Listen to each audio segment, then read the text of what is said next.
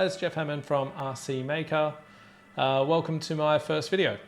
I am planning on doing a number of videos, hoping to explain some tips and tricks, some setups, new products, anything to do with RC Maker and the SP1 in the future.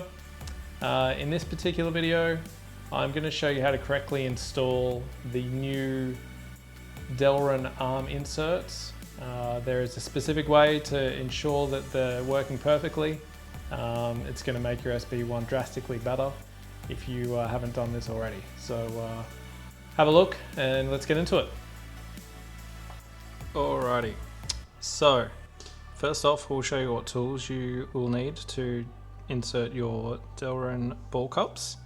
First of all will be some pointy nose pliers, a sharp scalpel. I've got my Aramax shock plier tool here. I also have some emery paper, some 1-Up red lube for the ball, and your trusty Dremel. First thing I'm going to show you is what not to do.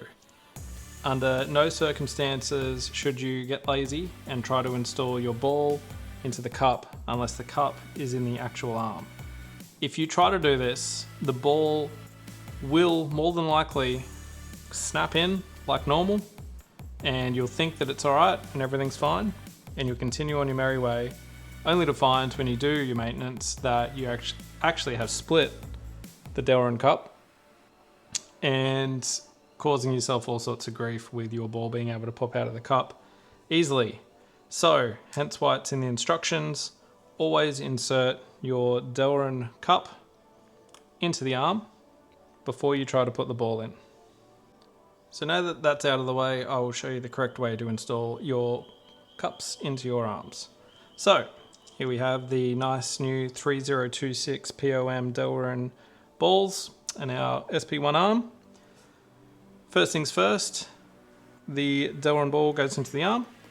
We're then going to grab our 1-Up Racing red lube.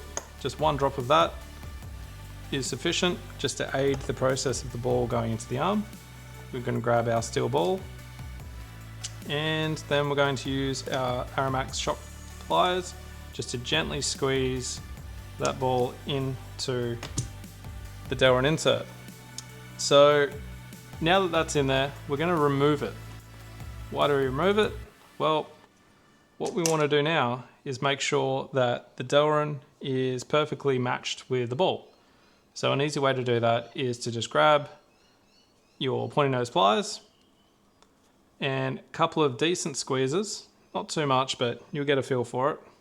If anyone's done ball joints in the earlier cars, you'll know that this is a good way to free your suspension up.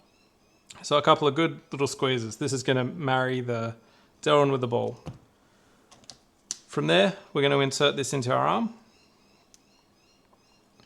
and we're going to check how free this ball is. Now, I've actually got really lucky on this one, and the ball is pretty much, perfectly free. So if the ball can sort of move under its own weight, then you're on a winner there.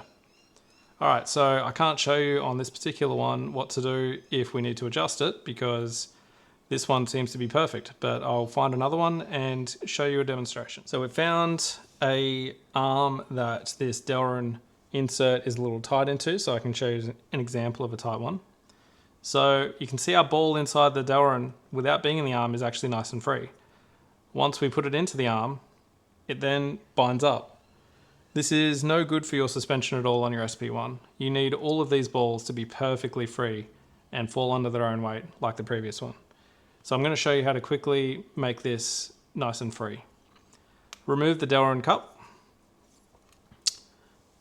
Grab your sandpaper and a 2mm driver or the like. I like to just wrap it around the driver, and then inside the hole we're just going to relieve it a little bit.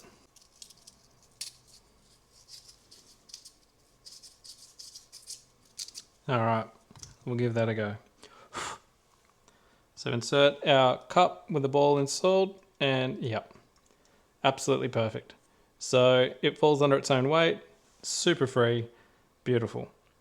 Now you need to repeat this for each 3 balls in each 4 arms.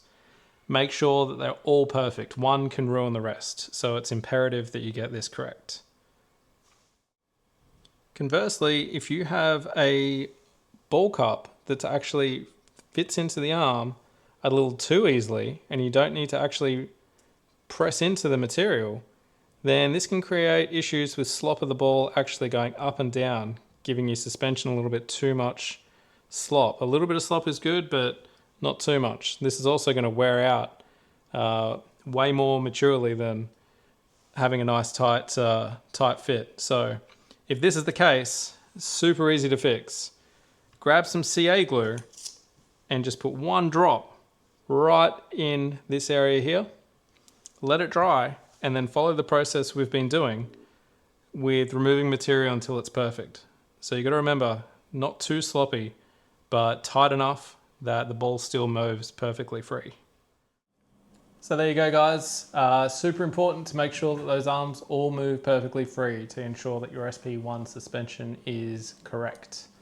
Hope you enjoyed the video and got something useful out of it. I really enjoyed doing it and look forward to doing another one soon. Stay fast, guys. See you later.